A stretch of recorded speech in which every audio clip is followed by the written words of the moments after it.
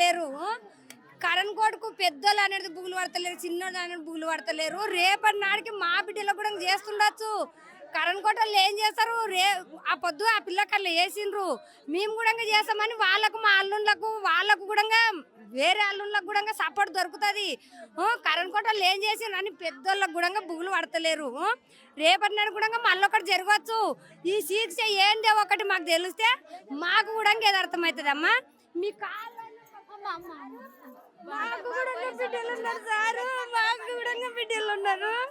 మాకు ఏదన్నా ఒక న్యాయం కావాలేదు మేడం. మాకు మా బిడ్డలు కూడా ఉన్నారు, కాకపోతే మాకు పెద్దలకు బుగులు పడతలేరు, చిన్నలకు బుగులు పడతలేరు.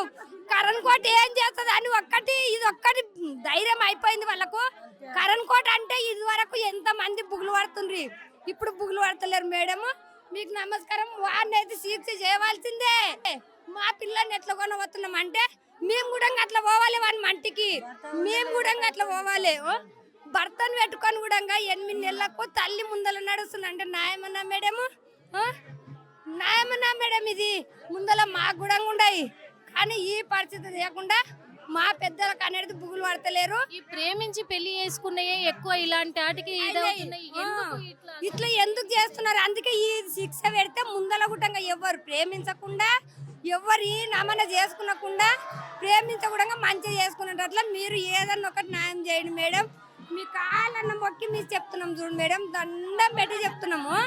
మన కరణ్ కోట మాత్రం బుగులు పడటలు చేయలేదు, వానికి మాత్రం మేము ఇంత జనం పోవాలి. నా మొగడు ఏమన్నాడు రాత్రి, పోలీస్ ఆయనకి ఏమన్నాడు, ఏం సార్ ఈ పొద్దు ఇది జరుగుతుంది, మళ్ళీ రేపు ఒకటి జరుగుతుంది. నా మొగడు ఏం తప్పు మాట్లాడిండు, ఈ పొద్దు ఇది జరుగుతుంది, రేపు ఇంకోటి జరుగుతుంది అని ఇది ఒకటే మాట్లాడిండు కదా సార్, ఎందుకు దొబ్బిండ్రు అని అడిగితే ఏం మాట్లాడుతున్నారని మాకే దొబ్బేస్తున్నారు మేడం. మాకే దొబ్బేస్తున్నారు, చెప్తలేరు. మేము అందరం పేదలమే ఉంటాం, మేము కష్టం చేసుకొని బతికి మా పిల్లలము సప్పుడు దానికి వచ్చినాము. వాళ్ళ ఉండొచ్చు, వాళ్ళ రూపాయలు ఉండొచ్చు, కాకపోతే మా రెక్కల కష్టంతో మేము బతుకుతున్నాము. నా మొగనికి ఇట్లా దొబ్బితే నా మొగడు అంత దూరం పోయిండు.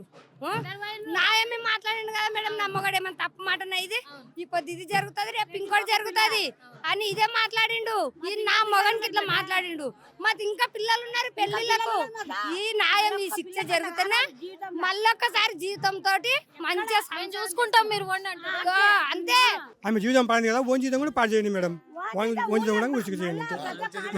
మళ్ళీ ఒకరు మళ్ళీ అటువంటి పని చేయరాదు కూడా, వాడు అటువంటి పని చేయరాదు. అదే అసలు అంతే.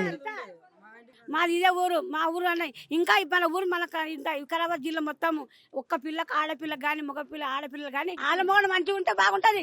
ఆలమోహన్ మంచిగా ఉంటే మాతో లేరా పిల్లలు, మాకు లేరా పిల్లలు, మేము పెళ్లి చేయలేమా? ఆలమోహన్ సరి విడిచిపెట్టలే ఒక ఇంకా వాళ్ళు మంచిగా బతకలే పెట్ట. ఇది మాత్రం వాని మాత్రం ఇది ఒకటి కొడుక మళ్ళీ ఊళ్ళో ఎక్కడ జరగరాదు. ఇది ఒక్కటి చేతి చూసి కాసినదాన్ని పెట్ట కాలు మొక్కుతా.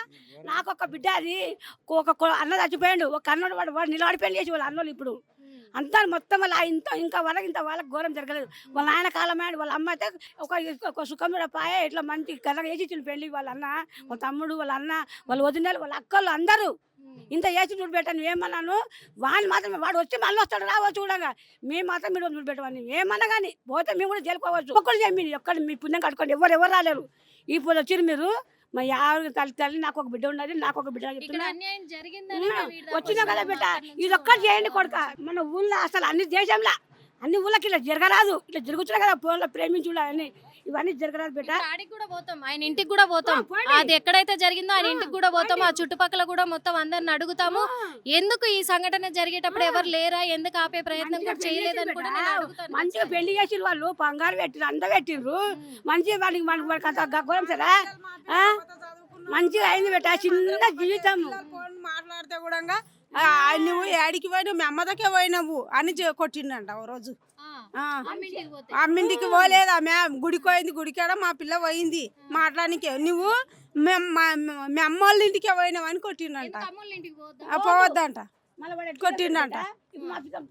జర తడువుగారా ఇట్లా దోస్తులు మాట్లాడేటప్పుడు నువ్వు మాట్లాడమ్మా, మనము ఎవరికి మాట్లాడమ్మా, వాళ్ళ అమ్మ ఎవరికి మాట్లాడదా, వాళ్ళ అక్కజల్లు ఎవరికి మాట్లాడరా వాళ్ళు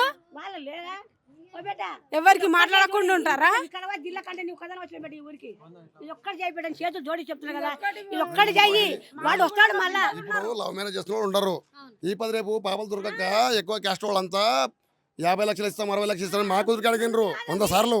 అడిగితే కాకపోతే మా క్యాస్ట్కు మేము ఇచ్చుకోవాలని మొన్న మా కూతురుకు 4-5 తొలల బంగారు ఇచ్చి మళ్ళీ అంటే 1 లక్ష రూపాయల కట్నం ఇచ్చి మళ్ళీ బైక్ కావాలంటే బైక్ లేదు మంచి కాదు వడ్డీపిస్తానని చేసిన. అయితే మా పాపది మ్యారేజ్ అయినా మీకు 2 నెలలకి పాపది మ్యారేజ్ పెట్టినారు. ఏడా తులసిగడంలో గ్రాండ్గా పెళ్లి చేసిండు మేడం. కట్నం లేకుండా గాడి కొడుకు మళ్ళీ ఎందుకు ప్రేమించాడు పిల్లని?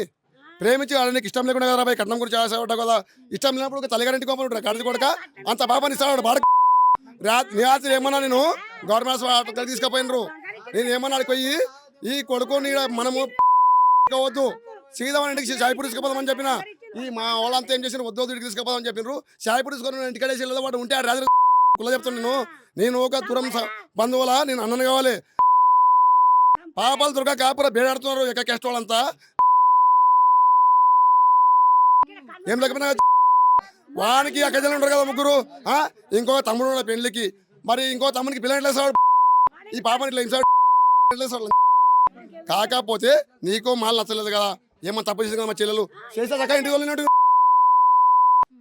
తీసుకో అయిపోయి ఆటో ఓడి దీంట్లో వేసుకొని వచ్చినంట. వేసుకొచ్చి ఇడిచిపెట్టి భార్యతో కాపురం చేస్తున్నా ఇష్టం చూసి నువ్వు పెళ్లి చేసుకున్నావు ఇష్టపడి.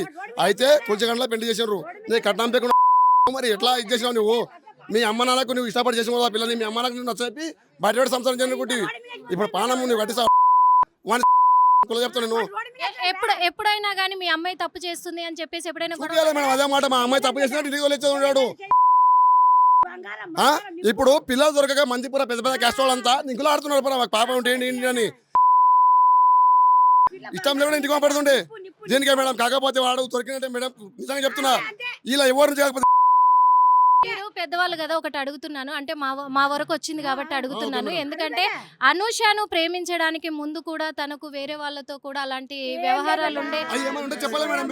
నేను అడిగేది అనూషకు కాదు, అతనికి పరమేష్కి ఉండేది. కానీ అనూషను కూడా ఇలాగే ప్రేమించి మోసం చేద్దాం అనుకున్నాడు. కానీ పెద్దలందరూ కలిసి బలవంతంగా ఆమెను కట్టబెట్టారు అనేది. అవును మేడం. కాకపోతే మాకు గ్రాండ్ గా మ్యారేజ్ చేసిన మేడం. అట్లా ఉన్నప్పుడు ఏమైనా ప్రాబ్లం ఉంటే చెప్పొచ్చు కదా మాకు. ఏమి మా పాప మ్యారేజ్ అయితే మా పాప ఇంకా ఏడా పసుబట్టలు అక్కడిక్కడ తిరుగుతూ ఉంటారు. మా చెల్లెలు మ్యారేజ్ వచ్చాను నేను. కాకపోతే ఇది పద్ధతి కాదు మేడం. ఈ పది రేపు జీవహింసం చేసేది పద్ధతి కాదు. ఇది ఎట్లా ఉన్నదంటే ఒక కుక్క పిల్ల ఎట్లా బాధపడే వస్తాను నేను దినం రోడ్డు మీద తిరుగుతా. కానీ 18 సంవత్సరాల పాపని తెచ్చిస్తాడు మేడం. కూడా వాళ్ళ అమ్మ ఎప్పుడైనా గొడవ పడింది? నేను రిలేషన్ మేడం అది కానీ మ్యారేజ్ ఒకటే నేను. కాకపోతే ఇది మంచిది కాదు మేడం. కాకపోతే వాడు రైట్ బయటకు దొరికితే మాత్రం కుల చెప్తాను నేను. అదే కోపం కానీ వాడు ఇప్పుడు పెద్ద వాళ్ళు పిఎస్ లొంగిండంట. వాడు లొంగిండంటే గట్రా అది మాకు మనసలేదు మేడం. కాకపోతే వాడికి కఠిన శిక్ష కావాలి. ఏమి వాడు ఇప్పుడు తమ్మునికి ఒక ఎట్లా పిల్లని ఇస్తారు. ఇంకోటి సాయిపూర్ తీసుకుపోదాం రాత్రి మా వాళ్ళు ఇక్కడ తెచ్చిండ్రు. కాకపోతే అక్కడ ఇంటికాడ వేసలేదా పిట్టలు పోసి ఇలాంటి పెడుతుంది. మనం కుల చెప్తాను నేను రాత్రి. నేను చెప్పిన వాడిని లేరు మా వాళ్ళంతా. కాకపోతే మేడం ఇది మాకు న్యాయం జరిగేది చూడండి మీరు అంతే. చూస్తున్నాము మనమైతే. ఎందుకంటే చాలా అంటే చాలా ఆగ్రహంగా ఉన్నారు. ఎందుకంటే ఒక ఆడపిల్లకు జరిగిన అన్యాయం కాబట్టి చాలా ఆగ్రహానికి గురవుతున్నారు ఊరి ప్రజలందరూ, చుట్టాలు, బంధువులు అందరూ కూడా. మనం చూసాము అనూష అంత్యక్రియలు అయితే ప్రారంభమయ్యి ముందుకు కొనసాగాయి కూడా. ఎట్టి పరిస్థితుల్లో అమ్మాయికి న్యాయం జరగాలి, ఖచ్చితంగా అతనికి కఠిన శిక్ష పడాలి. ఎందుకంటే పోలీసుల ముందు లొంగిపోయాడు, జైల్లో 4 రోజులు కూర్చుంటాడు, బయటకు వస్తాడు. అది కాదు మాకు కావాల్సిన న్యాయము. ఎందుకంటే అమానుషంగా ఒక అమాయకురాల్ని బలి చేశాడు అని ఇక్కడ అందరు కుటుంబ సభ్యులు వీళ్ళంతా కూడా చుట్టాలు వీళ్ళంతా ఉన్నారు, బంధువులంతా వీళ్ళంతా కోరుకునేది అదే. కాబట్టి ఖచ్చితంగా కూడా వాళ్ళకి న్యాయం జరగాలని కోరుకుందాము. ప్రస్తుతం అనూష వాళ్ళ బ్రదర్ మనతోనే ఉన్నారు. మరి ఏం జరిగింది అసలు అనే కోణంలో కూడా అడిగి తెలుసుకుందాము. ఎందుకంటే చాలా అంటే చాలా విధాలుగా కూడా వినిపిస్తూ ఉంది కాబట్టి. భయ్య, ఈ పరిస్థితుల్లో మిమ్మల్ని ఇబ్బంది పెడుతున్నా ఏమనుకోవద్దు. అనూష ఎందుకు ఇలాంటి దారుణానికి ఆమె బలవాల్సి వచ్చిందనే ఒక కోణంలోనే తెలుసుకుంటున్నాము.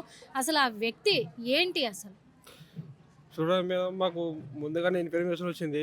ఆయన మంచోడు కాదు, వాళ్ళ ఫ్యామిలీ మొత్తం అలానే అని ఇంటి చుట్టుపక్కల వాళ్ళందరూ చెప్పడం కూడా మాకు జరిగింది. మేము అవన్నీ ఇక అమ్మాయికి నచ్చిండు కదా, అబ్బాయి కూడా ఇక పోటీ చేస్తుండు. ఓకే, నేను ఉండేది ఇక్కడ, మా అమ్మ చెల్లి వాళ్ళు ఉండేది అక్కడ, మేము అక్కడ ఉంటుండే. వాళ్ళు ఇక సరేలేదని వాళ్ళ ఊళ్ళో మా ఊళ్ళో పెద్దలను పిలిపించి మరి పెళ్లి చేసినాము, మంచిగా ఉంటారు కదా అనుకొని. పెళ్ళి అయినా ఒక 1 month లోపలనే వాళ్ళ గొడవలు స్టార్ట్ అయినాయి. వాళ్ళ అత్త వాళ్ళని వస్తుంది ఇదంతా ప్రాబ్లం. ఎన్నోసార్లు చెప్పినాము, కూర్చుని ఇప్పటికి 3-4 సార్లు అయిపోయింది. కూర్చుని మాట్లాడినాము, అన్నీ జరిగినాయి. మేము మొన్న కూడా యథావిధిగా ఎప్పుడు ఇంటికి తీసుకెళ్తాడు కదా అనుకొని నాకు హెల్త్ బాగాలేకుండా మా అల్లునికి నా కారు ఇచ్చి వాళ్ళని ఇంటికి తీసుకురా అని చెప్పి పంపించాను నేను. వాడు మళ్ళీ మార్గం మధ్యలో వాళ్ళకి అడ్డుకోండి, నేను తీసుకెళ్తా అని హాస్పిటల్కి వెళ్ళకుండా ఇంటికి వెళ్ళి మా కళ్ళ ముందే మా ఇంటి దగ్గర మేము రోడ్డు పైన నిలబడ్డాము. వాళ్ళు మా ముందు నుంచి వెళ్తూ ఉన్నారు. ఆమె ఇక బైక్ పైన దుంకడానికి ట్రై చేస్తే కూడా గట్టిగా పట్టుకొని ఇంటికి తీసుకెళ్ళి మేము సరే ఎప్పటిలాగా ఉంటాడు కదా అనుకున్నాము. వచ్చే లోపల మళ్ళీ వేరే ఇద్దరు అడవిలో వచ్చి మాకు ఇట్లా ఆటోలో వాడు మీ అమ్మాయిని వేసిండు, ఆటోలో ముంతలో తీసుకొని వెళ్తుండు. అదేం చెప్పంగా మేము ఆ ఆటో డ్రైవర్కి ఫోన్ చేసి ఎక్కడున్నావు అంటే నేను బాలాజీ హాస్పిటల్లో వదిలేసిన అని చెప్పిండు. చెప్పంగా మేము వెళ్ళే వరకు ఇక మనం చూసి ముందర వెళ్ళిపోతుండో. మేము ఇక్కడ ఏమేమి చూడాలన్నా వాడిని చూడాలన్నా మాకు అర్థం కాలే. ఆమె దగ్గరకు పోయినా ముందు షో లోపల మమ్మల్ని చూసి వెళ్ళిపోయాడు. మేము ముందర ఉండి ఇట్లా అడిగే లోపల వాడు వెళ్ళిపోయాడు. మేము ఇక్కడ వచ్చినాము, ముందు చూసే వాళ్ళు లేడు. ఇక వెనక మొత్తం పరిస్థితి ఇక మీకు తెలిసే ఉంది. వాడు ఏ విధంగా ఇంటి ముందు సీసీ ఫుటేజ్ కూడా ఉంది. కట్టెతోటి ఆమె 1-2 దెబ్బలని మొత్తం ఖతం చేసిన అని చెప్తున్నాను నేను. మొత్తానికి ఇట్లా చేసిండు మేడం. పోలీసు వాళ్ళు కానీ దీన్ని మీతోటి మీరే మా చెల్లెని ఎందుకు కొడుతురు ఏంది అని అడిగితే ఏమన్నా చెప్పి మేడం మేము పంచాయతీలు వేసినాము, అడిగినాము. నన్ను కూడా చాలా ఘోరంగా తిట్టడం జరిగింది. వాడు ఇక అనరాని మాటలతోటి నన్ను తిట్టిండు. నేను మా చెల్లి జీవితం బాగుపడాలని చెప్పి నేను ఒక్క మాట కూడా అనలే. మా వాళ్ళు కూడా మా చేతులు కట్టడం జరిగింది. చెల్లి సంసారం మనకు ముఖ్యమని చెప్పి. అదేవిధంగా నేను ఏమనలేదు, సరే ఇబ్బందులు కూడా వాళ్ళు రేపు మంచిగా అవుతారు కదా అని అదే ఉద్దేశంతో నేను ఉన్నా. అయినా కూడా వాడు మారలేదు. కేసు పెట్టినాము, వాళ్ళు చేసే ప్రయత్నం చేస్తున్నారు. కానీ మాకు చేసే ప్రయత్నం కాదు మేడం. ఇప్పుడు వాడు కూడా పనులతో ఉండరాదని నేను మీడియా సాక్షి కోరుకుంటున్నా. ఒకరు బలి అయ్యారంటే వాడికి ఖచ్చితంగా బలి కావాలి. ముందర మా అక్క చెల్లెలు కాదు, వేరే ఎవరున్నా అక్క చెల్లెలు కానీ వాళ్ళు చాలా గట్టిగా వాళ్ళు కూడా భయంతో ఉండకుండా మంచిగా బతకాలంటే వీనికి ఉరిశిక్ష అవ్వాలని నేను కోరుకుంటున్నా. ఒకవేళ కూడా తప్పించుకున్నా కూడా మీ మీడియా విధంగా నేను తెలియజేస్తున్నది ఏమంటే వాడు బయటకు వచ్చినా కూడా నేను వదలనని మీకు చెప్తున్నా మేడం. ఇదే పోలీసు వాళ్ళు ఇప్పుడు బయటకు ఎట్లా ఇడుస్తారో రేపటి ఎట్లా నన్ను కూడా అదే విధంగా బయటకు తీసుకురావాలని మీకు చేస్తున్నాను నేను అంతే. చూసాం కదా, ఎందుకంటే పాపం తోడబుట్టిన తోడు కదా, వాళ్ళన్న కదా, ఆ ఇదితోటే తను పాపం చాలా ఎమోషనల్ అవుతున్నాడు. అదే కాకుండా వాళ్ళ చెల్లెను కల్లారా చూసుకున్నాడు కాబట్టి అలాంటి పరిస్థితుల్లో ఆయన తట్టుకోలేకపోతున్నాడు ఈ రోజున. కాకపోతే నిజంగా పరమేష్ మాత్రం చాలా అంటే చాలా దారుణానికి వడిగట్టాడనే చెప్పుకోవచ్చు. ఈరోజు మరి పోలీసుల సమక్షంలో ఉన్నాడు అని ఆ పోలీసులు కూడా అదుపులోకి తీసుకున్నారు. ఇక్కడ అనుష అన్న కావచ్చు, వాళ్ళ అమ్మ కావచ్చు వెళ్ళి అక్కడ పోలీస్ స్టేషన్లో కేసు పెట్టారు. ఏ ఆడపిల్లకు కూడా ఇలాంటి అన్యాయం జరగొద్దు. ఈరోజు నా చెల్లి బలైంది కాబట్టి రేపు ఇంకొక చెల్లి ఉంటుంది, అలాగే ఇంకా కొంతమంది ఆడపిల్లలు ఉన్నారు కదా, ప్రతి ఆడపిల్లది ప్రాణమే కాబట్టి ఇలాంటి వాళ్ళు విచ్చలవిడిగా తయారవుతున్నారు. ఎవరికి ఇలాంటి అన్యాయం జరగొద్దు కాబట్టి కఠినంగా వాళ్ళు శిక్ష వేస్తేనే ఏమన్నా, లేకపోతే బయటకు వచ్చిన తర్వాత మేమైనా తేల్చుకుంటాం అదేంటి అని చెప్పేసి కూడా మరి ఇక్కడ అనుష అన్న అయితే ఆవేదన వ్యక్తం చేస్తూ ఉన్నాడు. అసలైన తొలి వెలుగు. ఫాలో వాట్సాప్ @తొలి వెలుగు official.